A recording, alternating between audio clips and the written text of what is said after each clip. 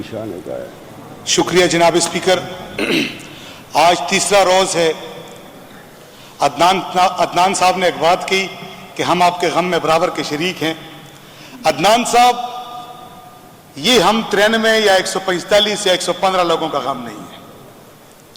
ہم نے اپنے 4 کروڑ کے پی کے عوام کے دلوں کی امنگوں کی ترجمانی کے لیے یہ بات پاکستان اور کے پی کے کی تاریخ میں پہلی مرتبہ اتنی آزاد ڈسکشن اور جو مداخلت ہو رہی ہے پورے پاکستان میں، پختونوں نے ہمیشہ کی طرح اس دفعہ بھی پہل کر دی ہے اور اپنے دل کا غبار اپنی عوام کے سامنے اسمبلی کے فلور پہ رکھا ہے۔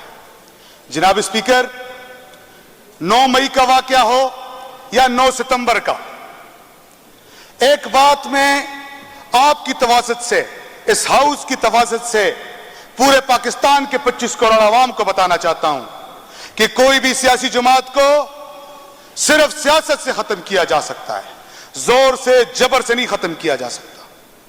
9 مئی کو انہوں نے ایک پلان بنایا اور انہوں نے کہا کہ کور کمانڈر ہاؤسز میں گھس کے مقدس گائے بنا دی، جی ایچ کیو بنا دیا ہمارے لیے مقدس گائے کی صورت میں۔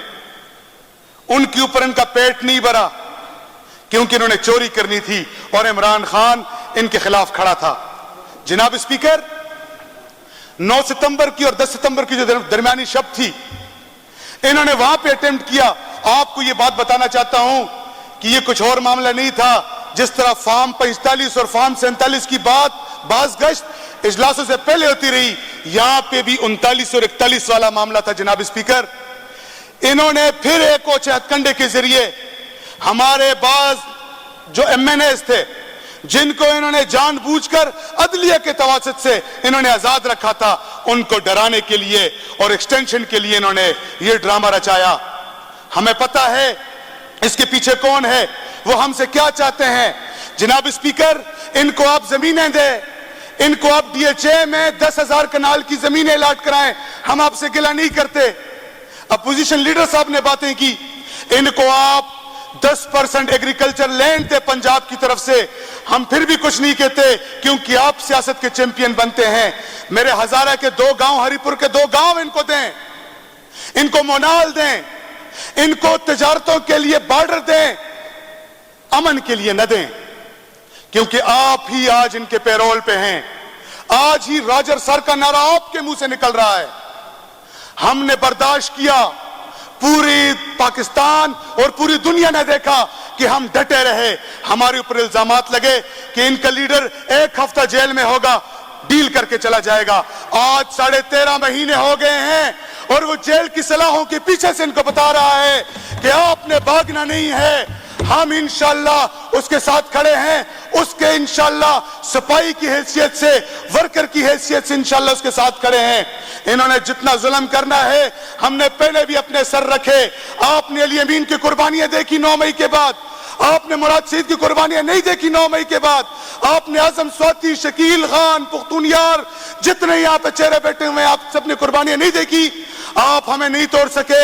یہاں پہ 39 اور 41 کا جو آپ نے ڈرامہ رچایا، آپ ان کو بھی انشاءاللہ نہیں توڑ سکتے۔ جناب اسپیکر، ملک، ادارے رول آف لا پہ چلتے ہیں۔ جیسے عدنان صاحب نے بات کی، آج اپوزیشن لیڈر صاحب نہیں ہے، ہم بھی یہ مانتے ہیں اور ہمیں بھی یہ پڑھایا گیا ہے کہ یہ رول آف لا پہ چلتے ہیں اور ان کو چلنا چاہیے۔ لیکن یہاں پہ یہ تاثر دیا جا رہا ہے یہ کنٹونمنٹ ریاست ہے، یہ D G I S P R ریاست ہے، یہ آرمی چیف ریاست ہے۔ میں کہتا ہوں آج آپ نے ریاست کو جیل کے پیچھے بند کیا ہوا ہے۔ میں ریاست ہوں، پاکستان کا ایک فرد ریاست ہے، لیکن آپ اس بات کو نہیں سمجھو گے۔ اسٹیبلشمنٹ کیا چاہتی ہے ہم سے؟ اسٹیبلشمنٹ قائد اعظم کی طبی موت کی صورت میں، لیاقت علی خان کی گولی کی صورت میں، بنگلہ دیش کے ٹوٹنے کی صورت میں، کارگل میں ہارنے کی صورت میں، یہ کیا چاہتی ہے ہم سے؟ وہ اپنا ایجنڈا بتائے۔ ہم یہ بھی نہیں کہتے کہ آپ کاروبار نہ کرو، آپ کاروبار کرو۔ آپ کے کاروبار کا پاکستانی عوام کو کیا فائدہ ہے؟ मुझे तो पाकिस्तानी अवाम का कोई फायदा नहीं आ रहा। आप कह रहे हैं कि हम फौजी फाउंडेशन को ये पैसे दे रहे हैं जो प्रॉफिट की सूरत में, कारोबार की सूरत में आता है, वो पैसा किधर जाता है?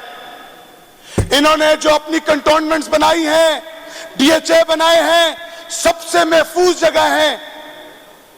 मैंने तो उसामा बिन लादेन को इब्तिदाद में नहीं छुपाया कि पाकिस्तान तहरीक इंसाफ की उस वक्त हुकूमत थी, इमरान खान ने उसामा बिन लादेन को बुलाया और वहां पे छुपाया। आपने ही छुपाया और आपने ही ड्रामा नचाया। मैंने तो उसामा बिन लादेन शहीद की लाश भी नहीं देखी। जनाब स्पीकर, ये बातें आपको थोड़ी देर सुननी पड़ेंगी। सेहत इनके पास, हमारे 26 महकमे में 22 महकमे में ये डायरेक्टली इनडायरेक्टली बैठे हुए हैं। इक्तसादियात इनके पास, इन्होंने अरबों रुपए की बॉर्डर लाइन पे इन्होंने बाउंड्री वॉल लगाई, क्या कहते हैं उसको, बाड़ लगाई। क्या फायदा इसका? हमारे पैसे को अपनी मन मर्जी से इस्तेमाल करके अपने कारोबार चला रहे हैं। ये ईरानी तेल कौन स्मगल कर रहा है? जनाब स्पीकर, जरायों से मालूम होता है ये जो नामालूम है वही ये सब कुछ कर रहे हैं। मैं इस हाउस की तवासत से कहता हूं, हम और अवाम अब बगावत चाहते हैं। बगावत पे आप हमें न उकसाएं। हम इनकलाब के लिए भी तैयार हैं, बगावत के लिए भी तैयार हैं। आप होश के ना हन लें।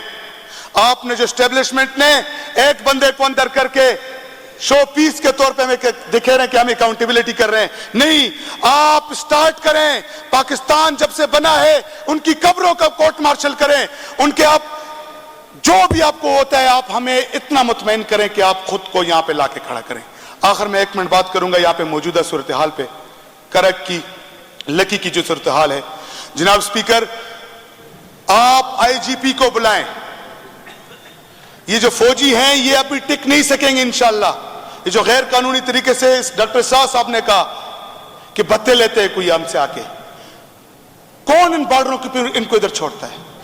आपने आईजीपी को बुलाना है, वहां पे डीपीओ को बुलाना है, डीआईजी को बुलाना है और इस हाउस को उन्होंने ब्रीफिंग देनी है कि सूबे में क्या हो रहा है।